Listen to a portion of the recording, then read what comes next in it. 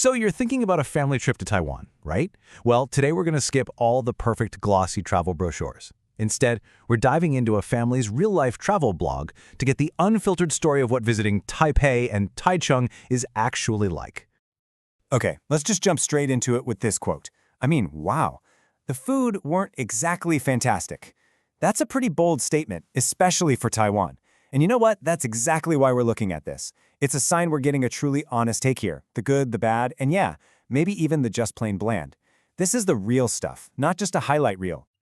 All right, so first up, Adventures in Taipei. We're going to look at the big city experience, which, as you'll see, had some real highs and some definite lows.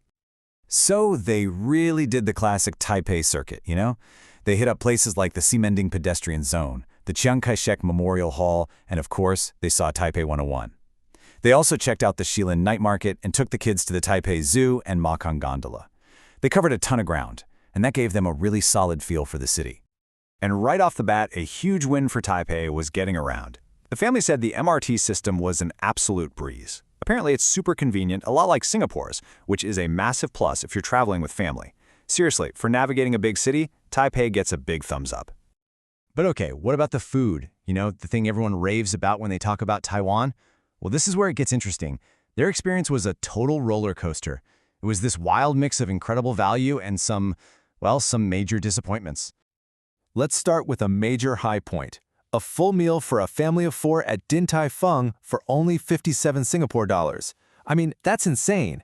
The author points out that this is easily half of what you'd pay in Singapore. For dumpling lovers, a deal like that could almost be worth the plane ticket alone. And then you have the other end of the spectrum.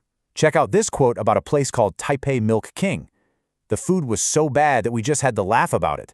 No wonder it had no queue. Ouch. It's kind of funny, but it's also a super valuable travel tip, right? The writer learned the hard way. If you're in Taipei and you see a long line for food, get in it. The empty places are probably empty for a reason. Now, this is a really crucial point if you're planning any day trips. The traveler made a great comparison to Japan.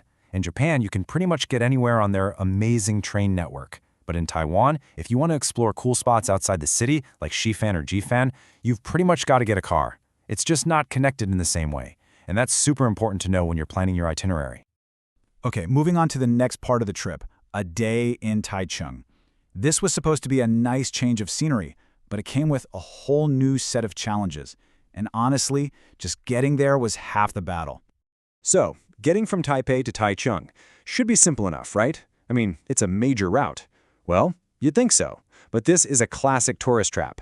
They got to the huge Taipei main station, thought it'd be easy peasy, and instead walked right into a confusing mess that turned the whole journey pretty stressful. And here's the problem. You really have to know your rails. You've got 2 different train systems, the TRA, which is the slower regional one, and the HSR, the fast bullet train. They wanted the TRA, but of course, last-minute tickets were all sold out, so they had to jump on the HSR, but they got non-reserved seats, which was super confusing, and they ended up getting booted from their seats and had to stand for the whole trip. So the lesson here, book your tickets way in advance and double-check which train you're actually getting on. And yeah, the rocky start didn't exactly end when they arrived. First off, Taichung doesn't have that awesome metro system like Taipei, so they were totally reliant on Uber to get anywhere.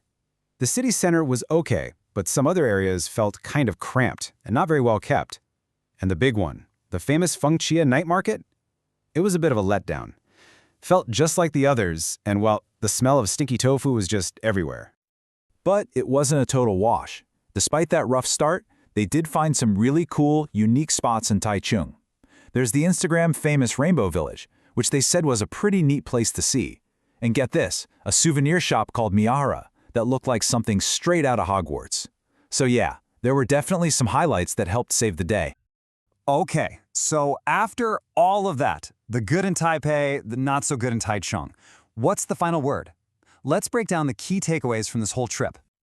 All right, here it is, the final scorecard. Think of this as your cheat sheet. For city transport, Taipei's MRT is amazing. In Taichung, you're gonna need Uber. The food strategy is simple. Don't just wander into any place. Follow the long queues. For travel outside the city, you have to rent a car. It's not like Japan.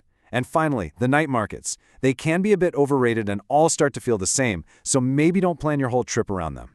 And that really leaves us with this final question. Hearing an honest review like this, with all the bumps and frustrations mixed in with the good stuff, does that make you more or less likely to want to visit?